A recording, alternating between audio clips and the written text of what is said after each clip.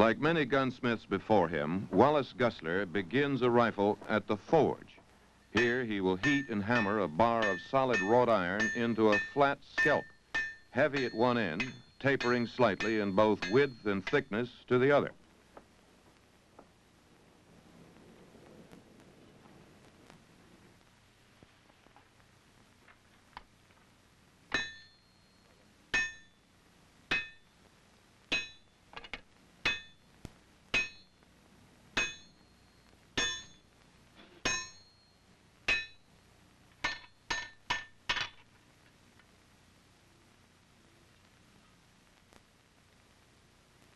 On the swage block, Mr. Gusler prepares to fold the scalp lengthwise.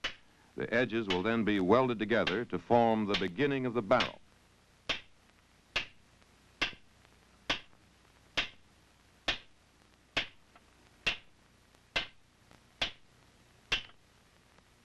I judge the heat strictly by eyesight and hearing.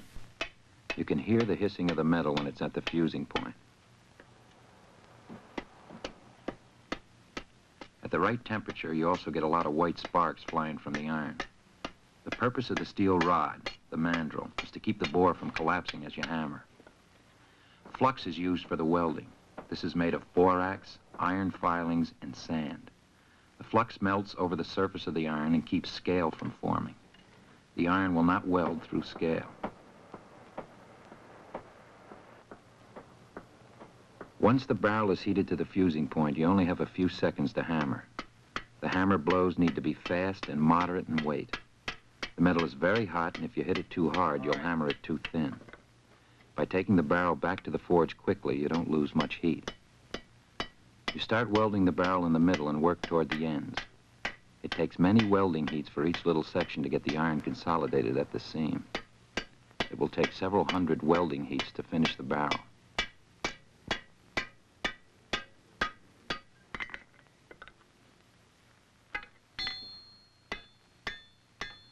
Rifle barrels are formed in an octagon. The octagon doesn't have any practical use, it's just style.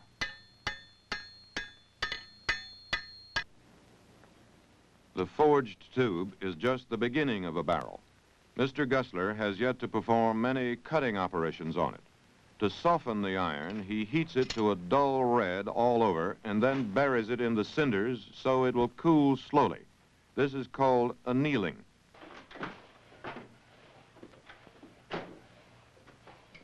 The perfect gun barrel is a smooth, straight tube. It should be nicely finished on the outside, have an even wall thickness, and be as polished as possible on the inside. The objective of the boring operation is to produce a straight, smooth hole of the proper size. The boring operation itself is quite simple. The barrel is mounted in a sliding carriage. It is lined up with a chuck and held in place with wooden wedges.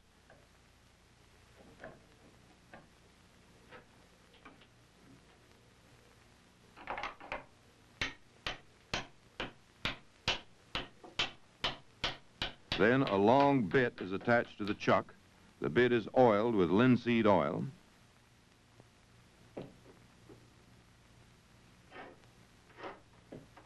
In operation, the bit is turned by a heavy crank, the weight to provide momentum and smooth the turning, and the barrel is pushed into the bit. The first boring bit does not cut from end to end. It just hits the high spots in the barrel here and there, so I push this through by hand. Each new bit is a little larger in diameter and longer in cutting surface than the one before. We use about 12 to 15 rough bits. Once we get a bit cutting the whole length of the barrel, we drive it with the chain and weight.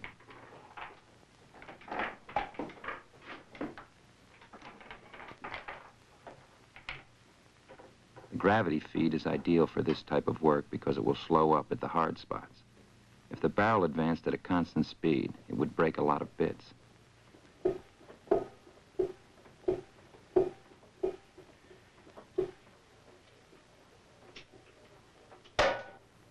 I don't believe I've ever bored a barrel, though, that I didn't break at least one bit, sometimes two or three. First thing you do to repair a bit is to anneal it. Heat it to a dull red and let it cool off slowly. Then I have to file it down to a taper again and retemper it. When they get real worn, we usually just forge them out and make smaller sizes out of them.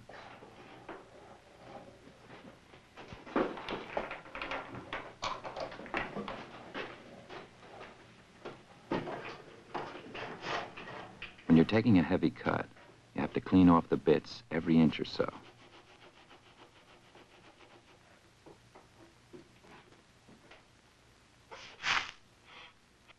The borings are saved and used for flux. Occasionally, the barrel is cleaned and checked for straightness.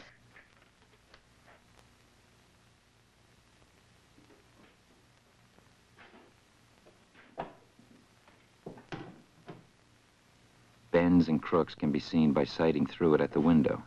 These can be hammered out on the anvil. All this is gauged by the eye. No straightening device is used. The barrel may be taken out of the machine 3 or 4 times to straighten and inspect for flaws. Flaws are cracks or pits inside the barrel. Like I said, the bits get larger in diameter and have a longer cutting surface. This helps bore out the crooks in the barrel. The longer bit will bore out a small crook that the shorter bit would have followed around. The slight roughness left by the cutting bits is now removed by the finish boring with a square reamer. With this bit, the square corners do the cutting. A hickory backing piece is used to press the 2 cutting edges against the metal and to make the bit run smoothly without chattering. This bit takes a very light cut and the barrel is pushed by hand.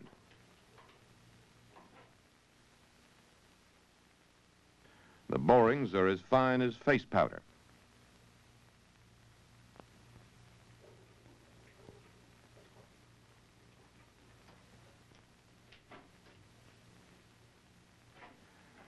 Mr. Gessler needs only 1 size of square reamer.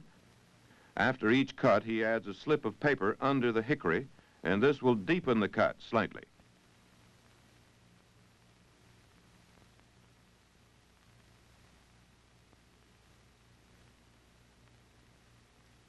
The gradual addition of 8 or 10 more of these paper shims does not appreciably enlarge the bore, but rather burnishes it to a mirror finish.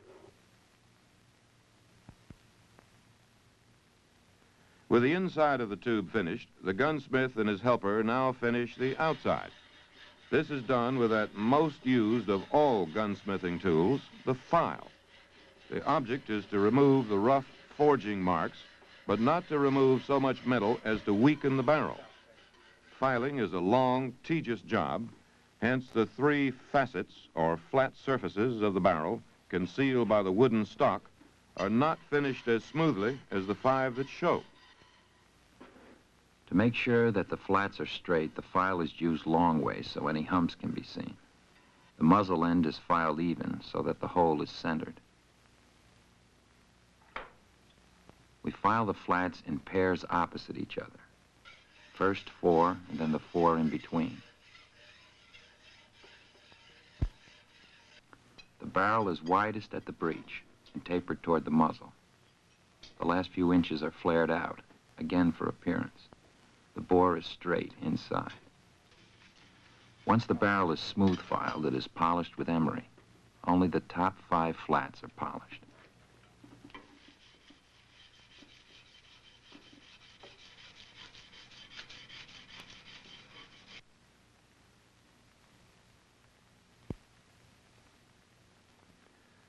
While most military arms of the 18th century were smooth-bore muskets, many Americans tended to prefer rifles for their personal arms, especially on the frontier.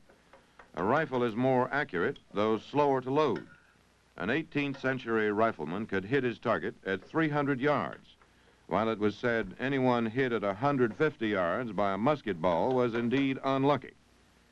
Rifling is cutting spiral grooves into the bore of the barrel. When the gun is fired, the rifling gives the ball a spin. This stabilizes the bullet, making it much more accurate than a musket ball. The rifling grooves are cut with 2 steel teeth set in an iron rod. The rod is pinned to a spiral guide.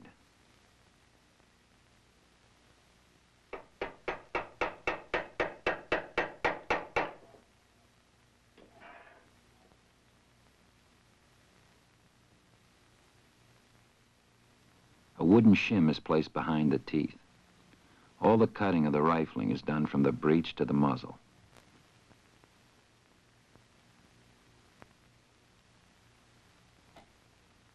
As the teeth are pulled through the barrel, they are turned by the spiral wooden guide, reproducing the same spiral pattern on the inside of the barrel.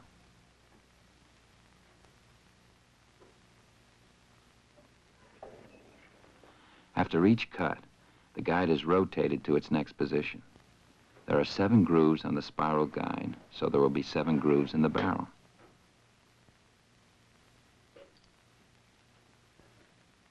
After the first 7 grooves are pulled through, the depth of the cutter is increased by gluing a paper shim on the hickory backing. The papers are glued on to keep bits of metal from getting between the paper shim and the backing.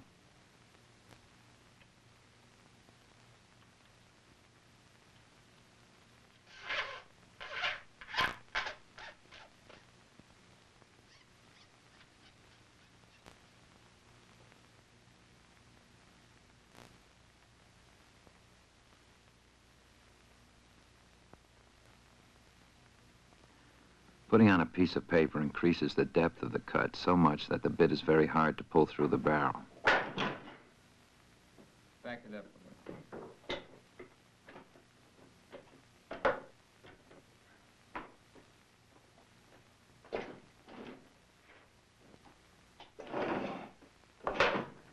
Once the first 2 or 3 passes are made, the paper is compressed and is easier to pull through.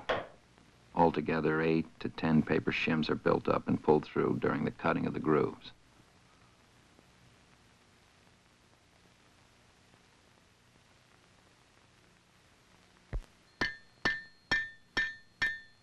Six days after he began work at the forge, the gunsmith has almost finished the barrel. One step remains. A bullet cannot yet be fired from it.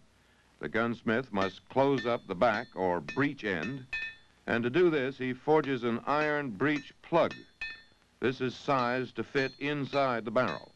He will eventually thread both the barrel and the breech plug to make a firm attachment that allows the plug to be removed when necessary.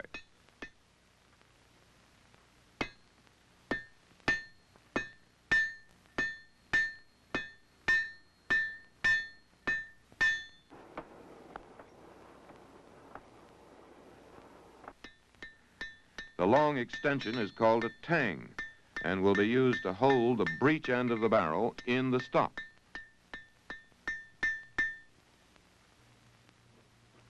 In threading the breech of the barrel, I usually cut 6 full threads, which makes the breech plug about a ½ inch long. It's important to have good, strong threads in the breech because the breech plug is the only thing between the shooter and the powder charge.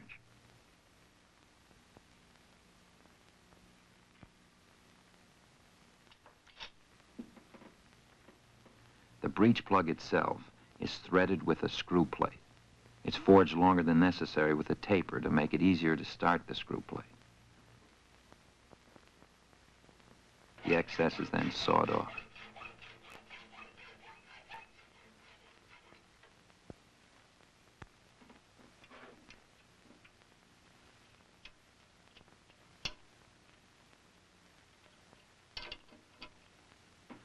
Since only 5 flats of the barrel are finished, you have to line the tang up with the top flat. The only way you can do this is to file down the breech of the barrel until the plug turns around to the proper flat.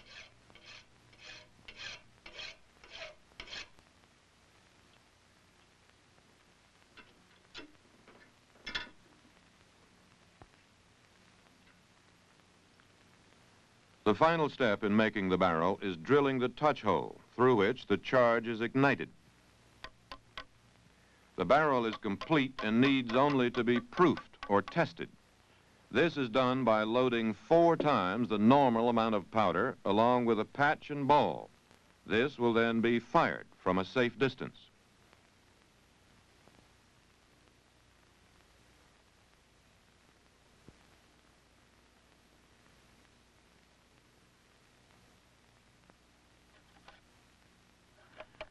In normal use, if you fired that amount of powder in the weapon, there would be such a recoil that it would most likely break the stock.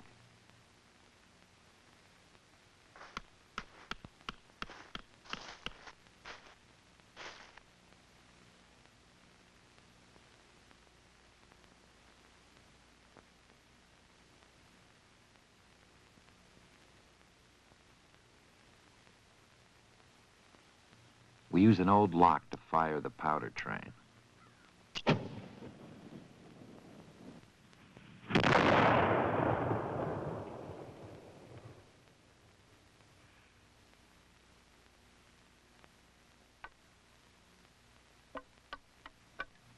The barrel is inspected for cracks and swells. These would mean it's no good.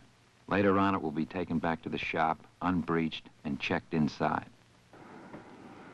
Once the barrel has passed its test, Mr. Gusler begins work on the lock. This is the mechanism that fires the gun. He starts by forging a piece called the cock. The flint lock uses the same principle as starting a fire with flint and steel. The flint, which is held in the cock, strikes a piece of steel, shearing off white-hot bits of metal. These sparks shower into a pan of gunpowder. The fire flashes through the touch hole and ignites the powder charge in the breech.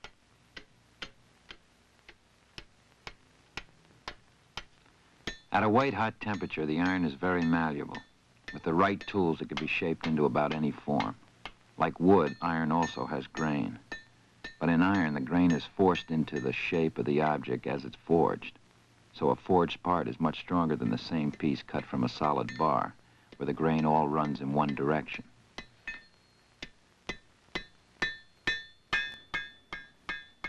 "20 or 30 minutes of forging is followed by 2.5 to 3 hours of filing. The most commonly heard sound in an 18th century gun shop was the sound of filing. Literally every part was filed at some time. The file is a simple and ancient tool, and those from sites 2,500 years old look the same as those made today. In the 16th century, Leonardo da Vinci designed a file-cutting machine. By 1770, the craft of file making was highly developed in Europe with all the trappings of guilds and specialists.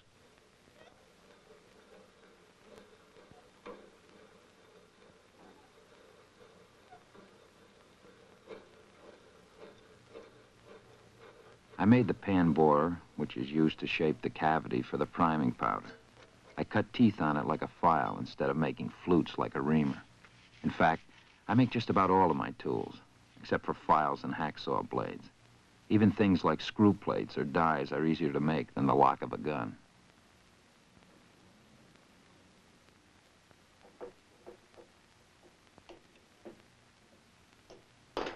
Once the lock plate and cock are finished, the remainder of the inside parts of the lock can be made in proportion to them.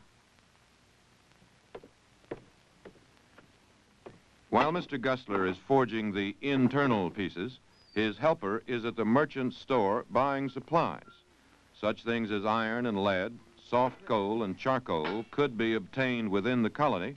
So could scrap brass, a necessity, since it was illegal to import unworked brass. Flints and powder were customarily imported at this period, yet it was to the colonists' advantage to use as much locally produced material as possible. By the time of the Revolution, much of the powder needed to fight it was being made in the colonies.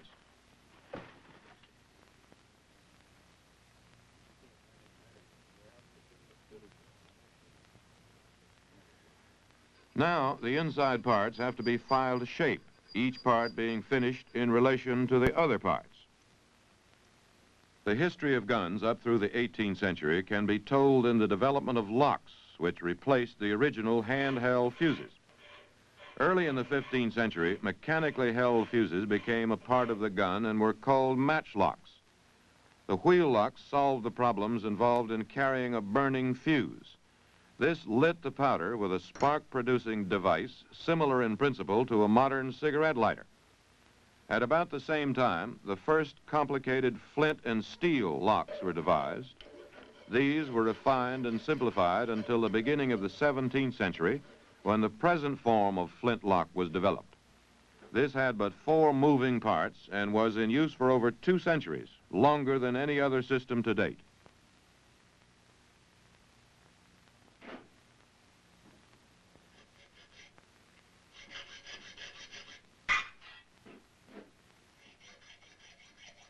As the size and shape of locks varied widely, the screws were made by hand for each individual purpose.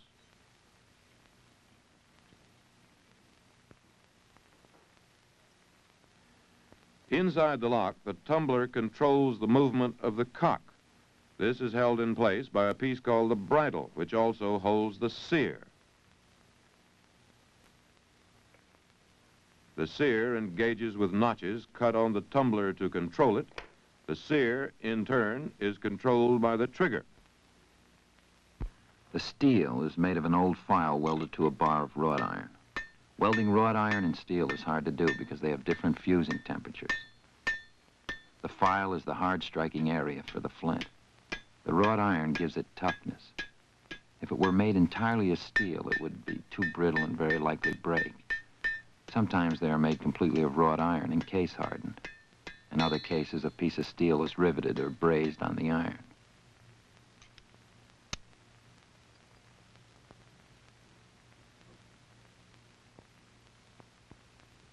Besides being a striking surface for the flint, this piece is also the pan cover. When it's down, the steel is in position and the powder is protected. When the flint strikes, it knocks the cover open. A spring keeps it from flopping around. The power to snap the flint against the steel comes from a large leaf spring forged out of imported spring steel. Besides this main spring, Mr. Gusler must also make two similar but smaller springs that hold parts in position. Springs are a real aggravating part of the gun to make. Forging spring steel has to be done much more carefully than wrought iron.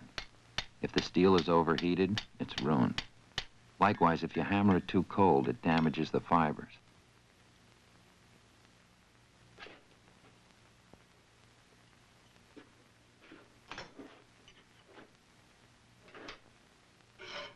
The springs are V-shaped, so the inner surfaces are filed and polished before they're bent. Afterward, you can't work on the inner faces. Deep file marks or forging flaws may cause the spring to break, so it's polished.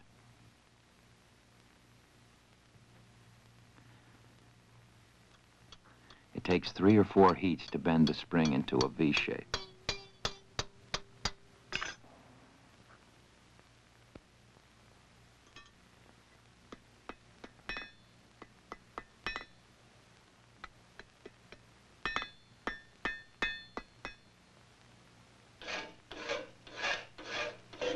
The spring is held in place by a screw at one end and a pin at the back that goes through the lock plate.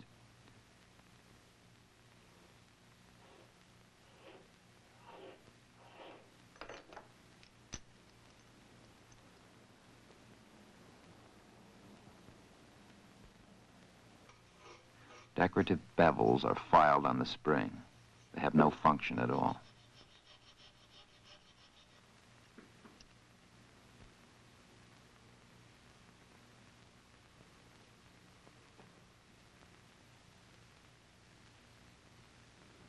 A good spring should bend evenly from front to back. After tempering, its action should be smooth and crisp and not feel mushy. Springs are tempered in lead heated to the boiling point. By submerging the springs in the molten lead, you get an even heat throughout the thick and thin parts. After heating, they are quenched in linseed oil. After quenching, the springs are very brittle.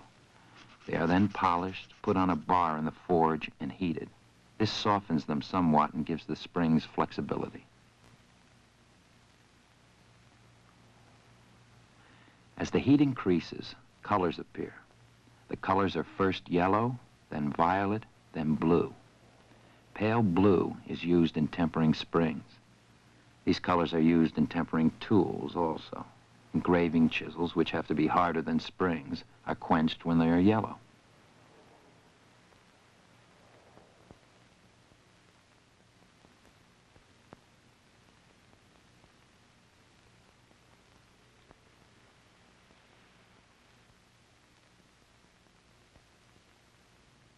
After tempering, the springs are worked gently to break them in.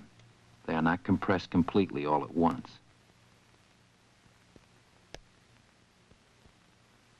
If a spring is too strong, it can be filed down to weaken it.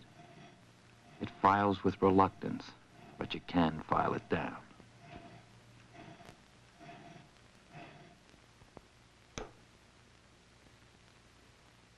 When the cock is pulled back, the mainspring will be compressed.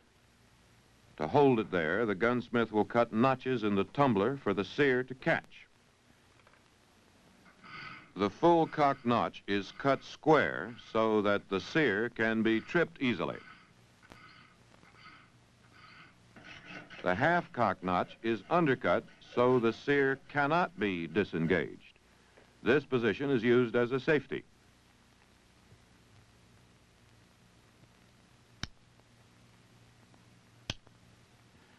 The gunsmith's individuality was often expressed in the engraving. His design was usually scribed directly on the metal and then cut with an engraving chisel kept lubricated by linseed oil.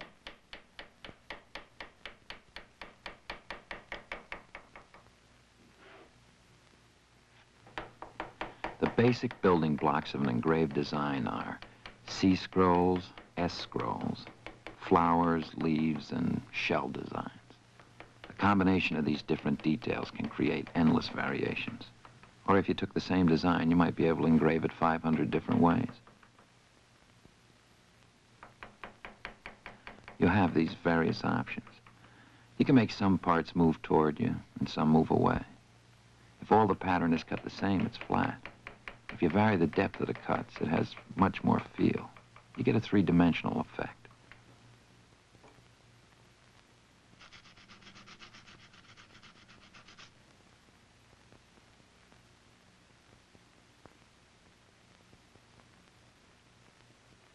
Finally, the lock is ready for case hardening, which will improve the strength and wear resistance of the lock. A crucible is filled with a mixture of powdered charcoal, ground charred bone, and charred leather. The lock is disassembled and the pieces buried in the crucible. Sealed from the air and surrounded by this mixture, they'll be heated red hot in the forge. The surface of the iron will absorb carbon and thus be converted to steel, while the body itself retains the resiliency of wrought iron. After 5 or 6 hours of heating, the surface steel is hardened by quenching in water.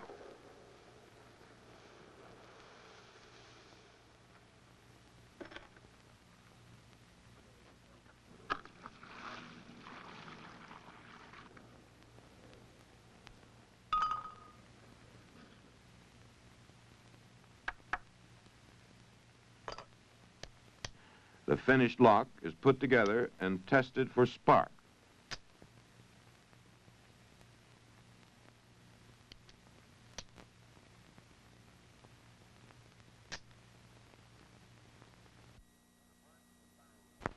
Apart from the barrel and lock, a gun stock requires other metal attachments called mountings.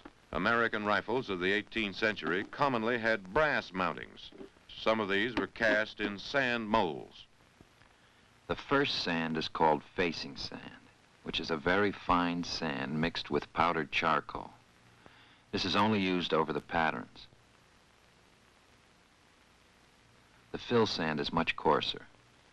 Both sands are bound with water.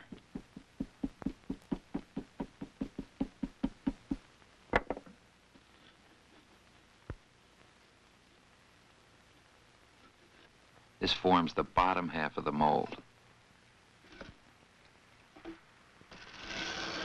Once the bottom half is packed, it's turned over and the matchboard removed. The patterns usually come out with the matchboard. They have to be placed back in the cavity before the top half of the mold can be made.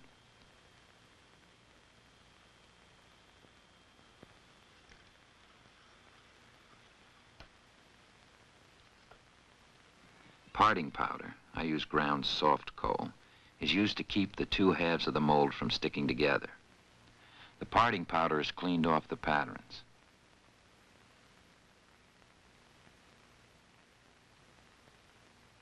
A piece of wood forms the sprue, the hole through which the brass is poured. Facing sand is then placed on the patterns and the top half is rammed down the same as the bottom. Once this is complete, the sprue is removed and the mold taken apart. Now the patterns have to be removed. They are first loosened by tapping. These have to be lifted out carefully so they won't break the mold.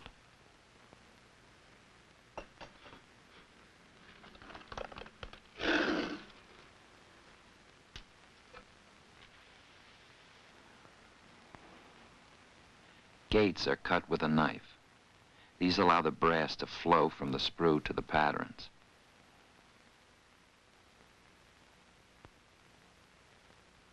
Holes are punched through the top half of the mold with a to allow escape ahead of the brass.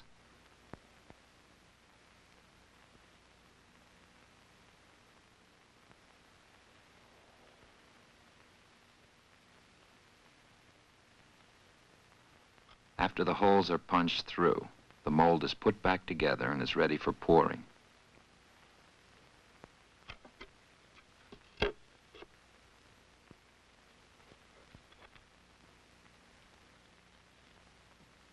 Pieces of iron are placed on top of the mold to keep the wooden part from burning. Once we have remelted a pot of brass a great deal, we always mix it up and throw in some fresh scrap. The difficulty in cooking the same brass over and over is that you boil the zinc out of it, leaving too much copper.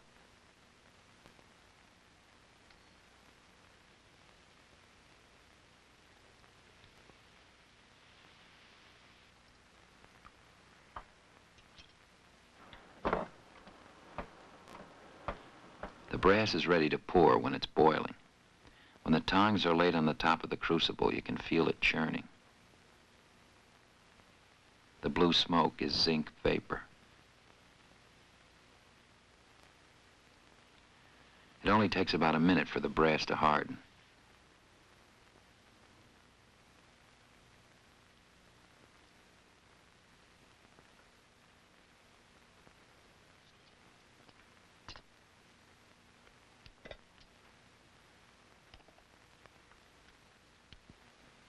The sprue and gates are cut off and remelted. The butt plate mold is harder to make than the others because it has to be built up on each side. This makes it trickier to take apart without breaking.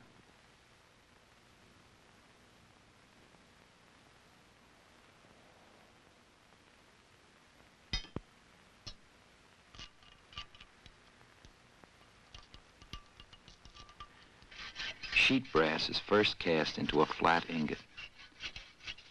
Then it's hammered on the anvil with the flatter.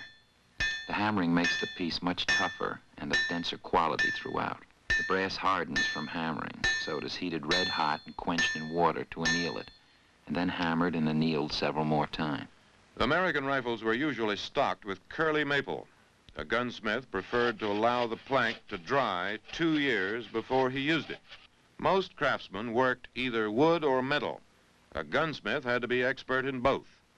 The stock is more than just a piece of wood to carry the barrel and the lock. It had to be as carefully shaped and finished as a piece of sculpture. The character of its lines, proportions, and decoration distinguished the gunsmith, who was an artist, from one who merely managed to get it all to fit together somehow. The process began with bedding the barrel. The many other elements of the gun were proportioned and positioned in relation to it. First, the center line is scribed on the stock. Then the breech plug is inlet at the back of the stock. This keeps the barrel from turning as it is being inlet.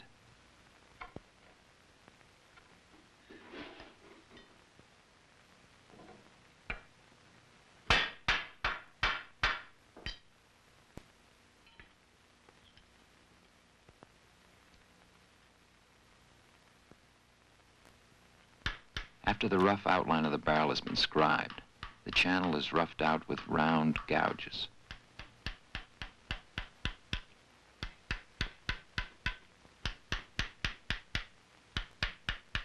Once the barrel channel is roughed out, it is then smoothed with an octagon-shaped plane.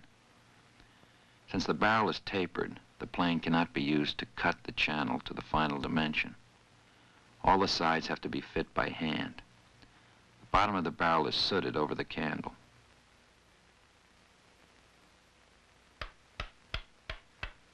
When the barrel is squeezed in place, the soot leaves a dark mark on the high spots.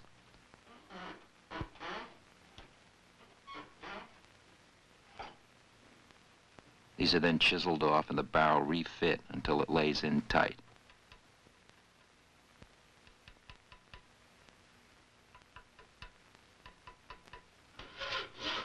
After the barrel is fit, the excess wood is sawed off the fore end. ramrod is carried on the bottom of the stock. A channel for it is cut with gouges and a plane, then smoothed down with a round file.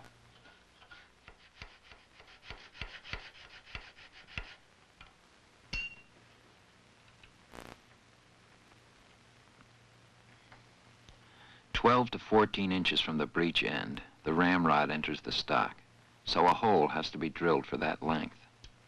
When starting the bit, it's tied down with a piece of rawhide.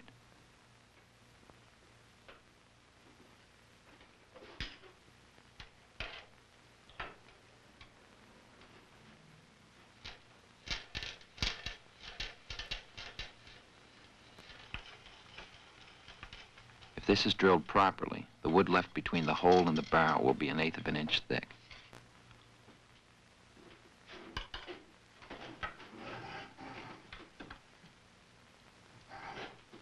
Once the hole is complete, a test hole is drilled down from the back of the barrel channel to make sure the ramrod hole is exactly parallel to it.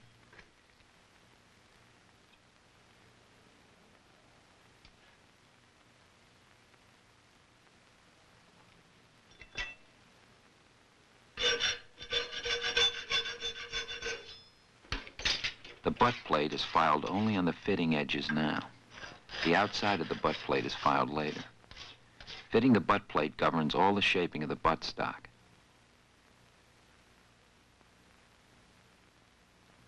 In making the stock, the 3 important things are getting the barrel inlet, the ramrod channel drilled, and the butt plate fitted. You can't do any stock shaping until all of these things are fixed.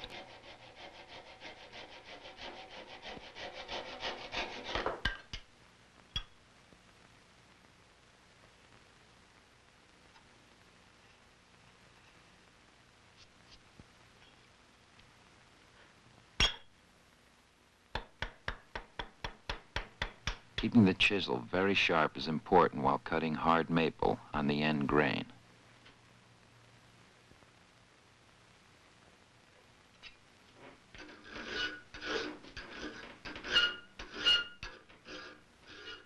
When the threads of a wood screw are filed by hand, each screw is going to be different.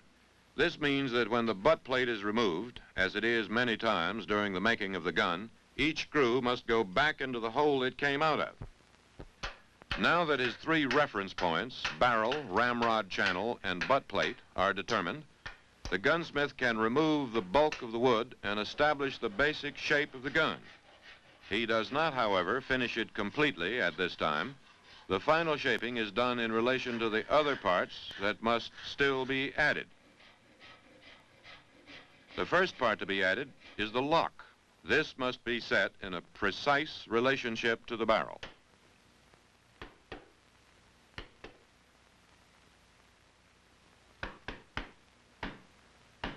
The lock has to be set before any of the fittings through the center part of the gun can be completed. The lock is inlet very carefully so that as much wood as possible is left for strength. Only enough wood is removed to allow the parts to work. The gun is weakest at this point, so any wood left makes the area stronger.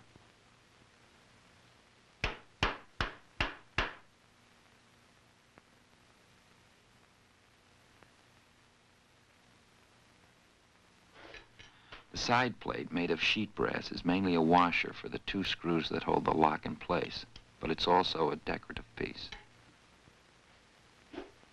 Designs on side plates vary from gun to gun, although generally they have a similar style.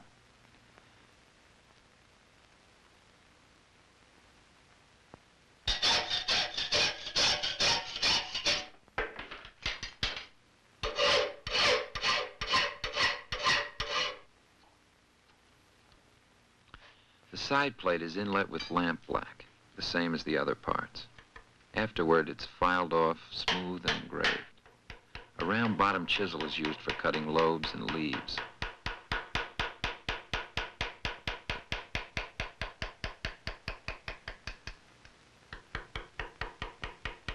The majority of the engraving is done with the V-shaped engraver, which cuts a narrow line.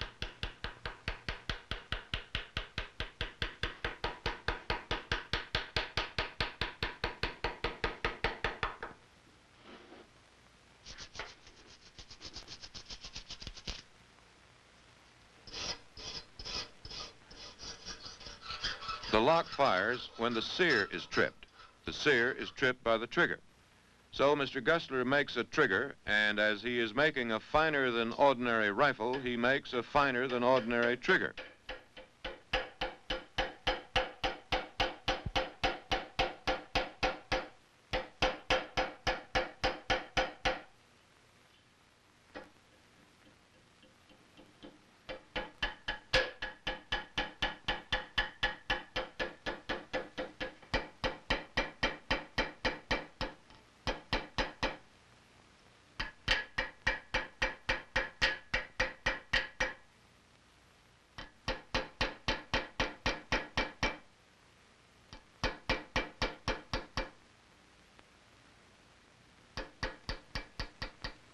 The trigger is fitted into the stock in the right position relative to the lock and held in place with an iron pin.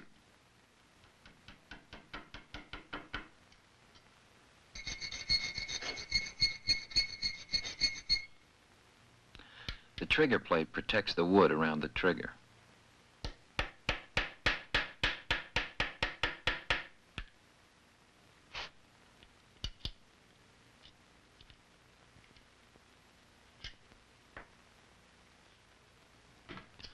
Since the recoil from firing the gun is taken by the wood around the tang screw goes through the stock and threads into the trigger plate to strengthen this section.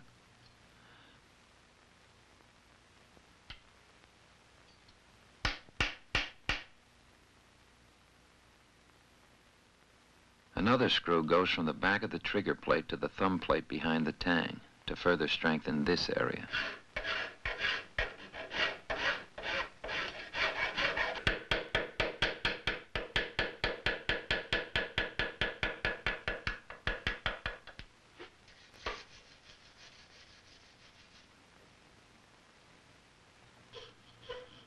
Once all these pieces are fitted, the woodwork here can be finished. Since this part of the rifle is heaviest looking, we take good care in shaping to give it as graceful an appearance as possible. A molding is cut along the forestock for the same reason.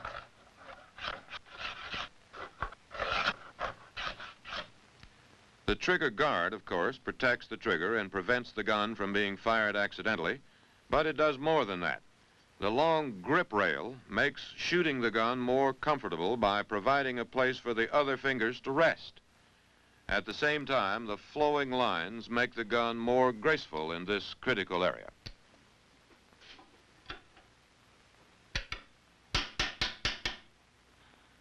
The front of the trigger guard is held in place with a pin, the rear with a wood screw.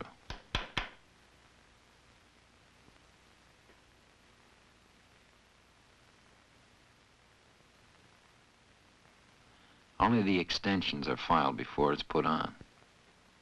After the trigger guard is inlet, the middle section is then filed. It's much easier to file once it's on the gun than when it's in the vise. The facets and molding on the trigger guard vary from gun to gun, although they all start from the same basic casting.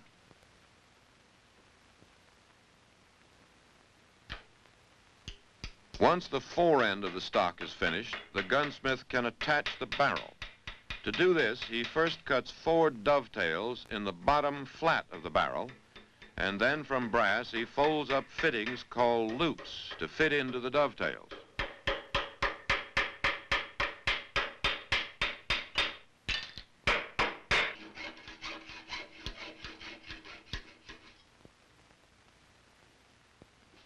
Loops and pins are the most common method of holding in rifle barrels.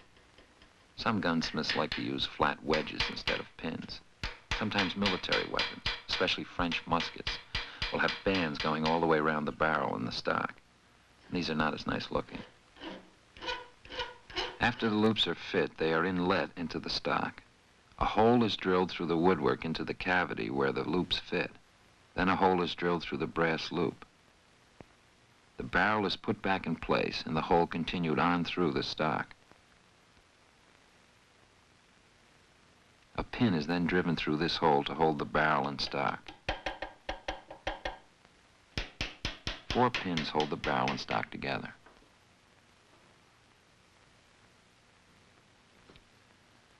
The flintlock rifle was not invented in America. Though a distinctively American style did develop, it was for the most part an amalgam of English and German designs. However, one improvement that was purely American was the hinged metal lid of the brass box, or patch box, as it is called today. It was used to hold the patches, which are pieces of linen wrapped around the ball in loading to provide a gas seal and to seat the ball tightly in the barrel. The making of a brass box begins with the cover and finial, which are hinged together.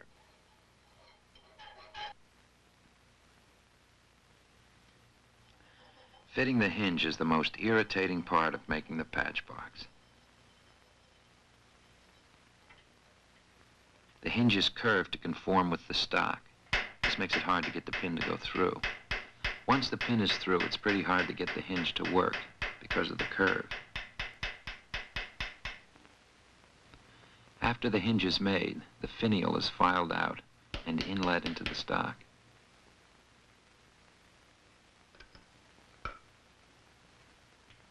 The cavity is hollowed out by drilling a series of holes with a brace and bit. These are squared out with wood chisels.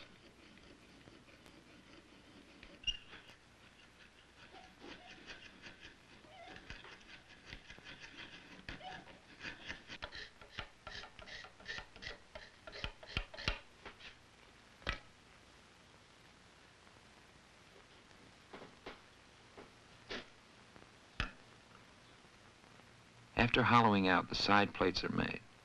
These have no function. They are strictly decorative. With all these inlet, the patch box is then filed to the contour of the stock.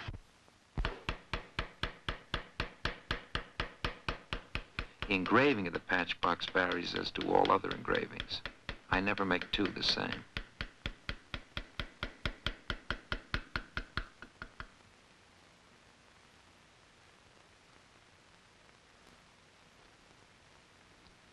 The spring that kicks the door open is placed under the finial.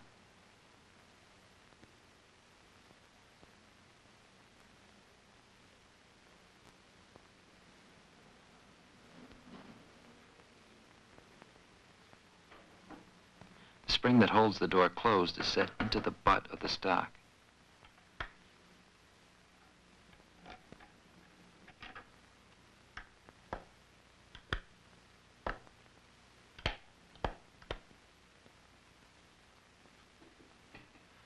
The release is hidden as a screw in the toe of the stock. These releases are likely to be hidden anywhere. It's just a matter of style.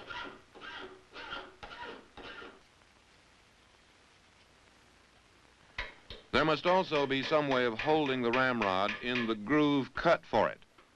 This is done by attaching short pieces of brass tubing called thimbles. These are bent out of sheet brass.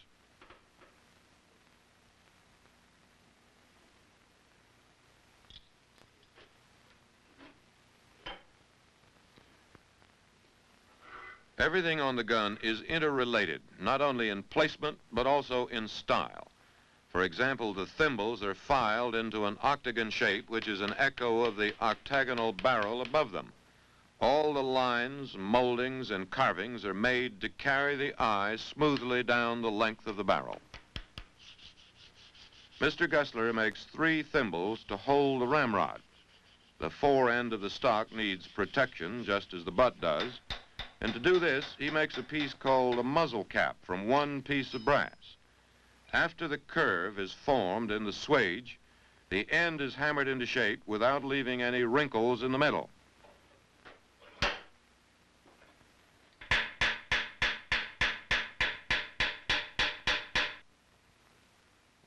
A stud dovetailed onto the end of the barrel is threaded to hold the muzzle cap on.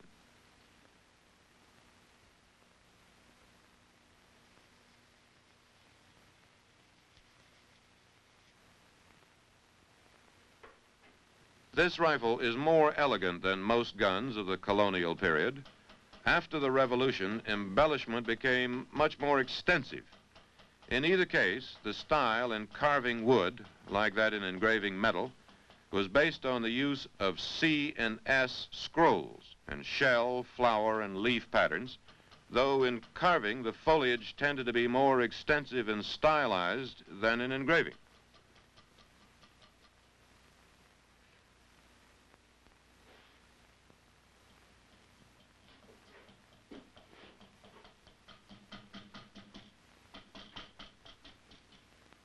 A molding is cut along the lower edge of the stock to make the butt more graceful.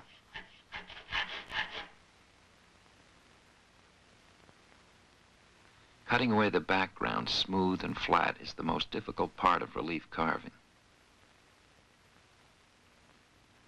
In designing carving, like engraving, I try never to repeat any design exactly. I like the carving to be different from gun to gun. This makes it more interesting for me.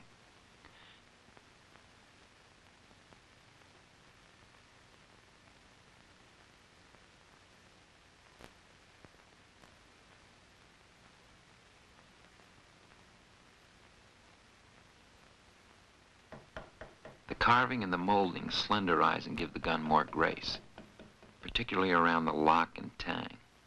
This is the most critical part of the gun. You tend to look from here back or from here forward. You have to carry your lines through this area and try to keep it from looking bulky. You can do this by having your molding lines run lengthwise. Also, having your wood in more than one plane helps.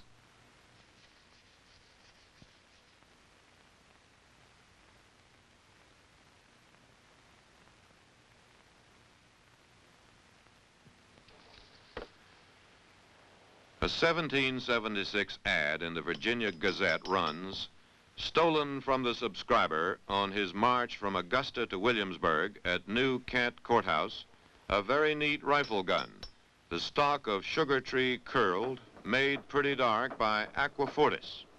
Aquafortis is another name for nitric acid. Various substances can be dissolved in it to make stains. In this case, Mr. Gustler had dissolved some of his iron filings. The application of heat turns the maple a deep reddish brown.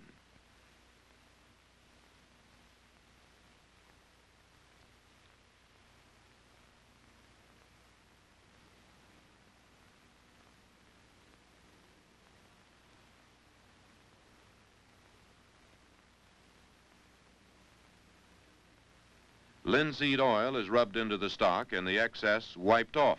After several applications of this, his finish has depth and translucency. You feel you can almost see into the wood. The rear sight, made of iron, usually has a very fine notch.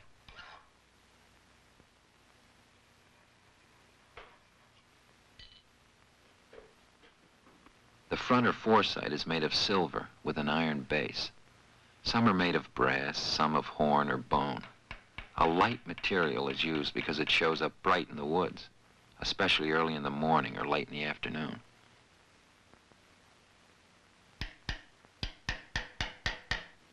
Outside of military arms, guns were not made in standard calibers as we know them today. So for each rifle he made, the gunsmith had to make a matching bullet mold. Calibers in the 18th century were designated by the number of bullets that could be made from a pound of lead. Here he is casting bullets to use in testing the gun and in adjusting the sights.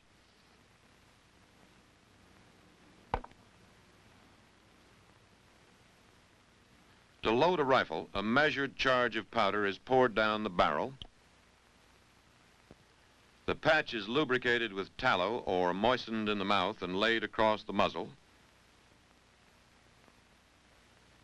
The ball is placed on top of it and rammed down on the powder charge.